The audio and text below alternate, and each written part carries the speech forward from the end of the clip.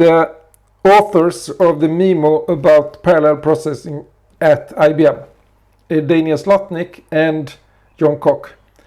Daniel Slotnick, he had left IBM and moved to a company called Westinghouse, and with funding from the US Air Force, he intended to build a machine based on SIMD with 256 processing units and the CPU as the control unit. So this was a very widely parallel machine. It failed when US Air Force withdrew, so it was cancelled. These are very expensive adventures. But Slotnick didn't give up. He convinced Burroughs and the University of Illinois to build a similar machine called the Iliac 4. And this is very amazing. It was built during approximately 10 years. And then, after it was finished, it was not antique. It was the fastest machine for 6 years. That is almost unbelievable to hear. But it was not the fastest machine for all applications, but for suitable applications. Okay, and the intention was 1 gigaflops. A gigaflop, that's giga times floating point operations. That's one way of measuring how fast a supercomputer is, how many add or instructions it can do per second. Okay, they didn't reach that. They only reached 200 megaflops. Okay. This project generated a lot of research also on optimizing compilers, as we will come back to at one of the last lectures, namely how to parallelize a program automatically. It is built on or founded on the research done at the University of Illinois.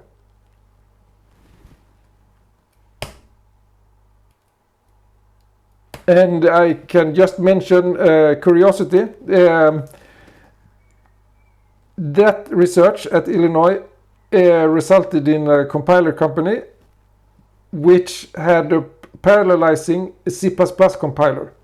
And when Intel needed a better compiler, they bought that company.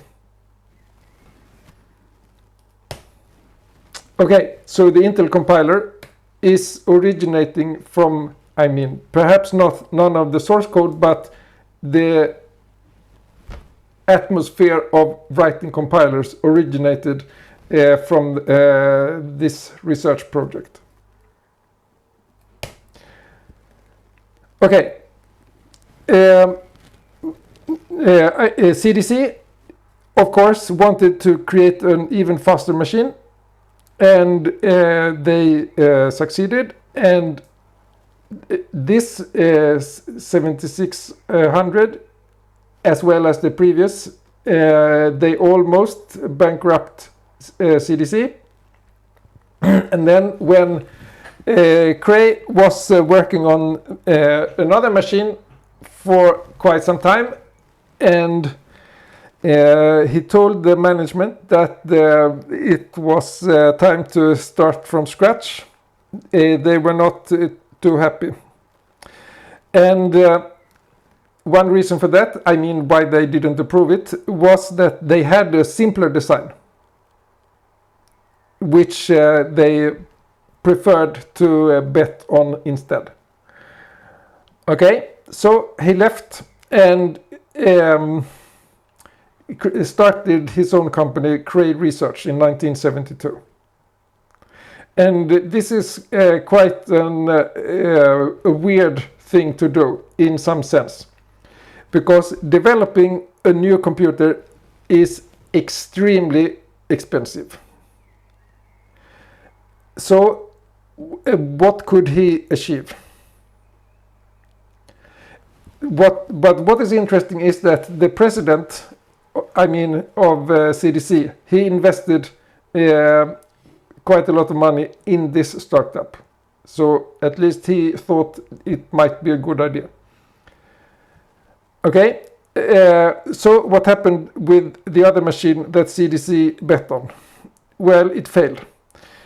And the reason for that was that it was fast on the parallel parts but slow on the sequential parts. And unfortunately for them, there was not sufficient parallel parts in the customer's code. So they failed on Amdahl's law. One chief technology officer at Hewlett Packard described Seymour Cray in the following way: it seems impossible to exaggerate the effect he had on the industry.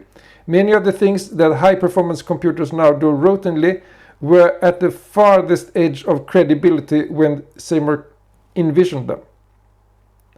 We will not go into all of the details, but some.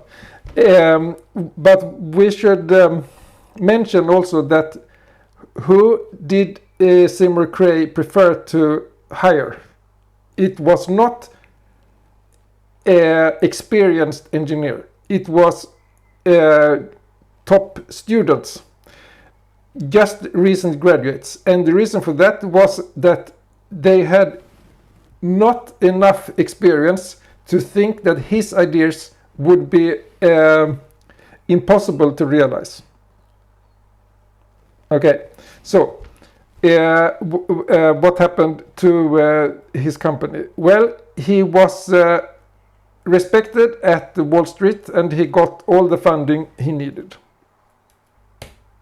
So the first machine, the Cray 1, was announced 1975 and it had a clock rate of 80 megahertz. That's still science fiction. Well, it maybe not still, but it was science fiction when it was announced. Many years afterwards, 80 megahertz was extremely fast.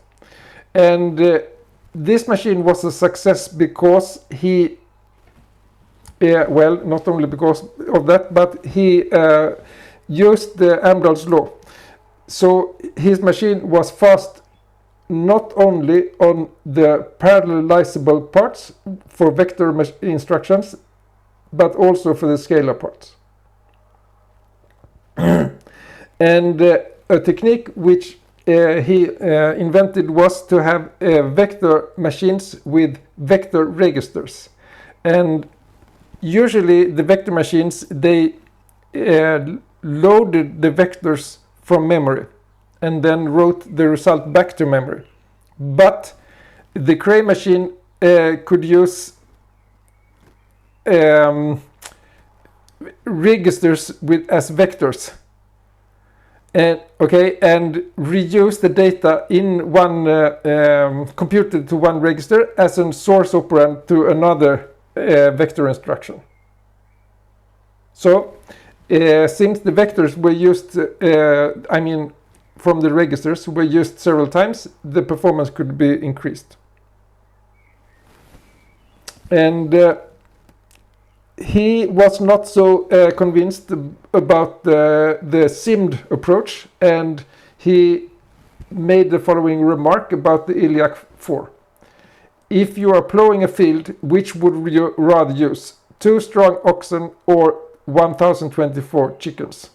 And well, if I would plow a field, I would certainly prefer an oxen.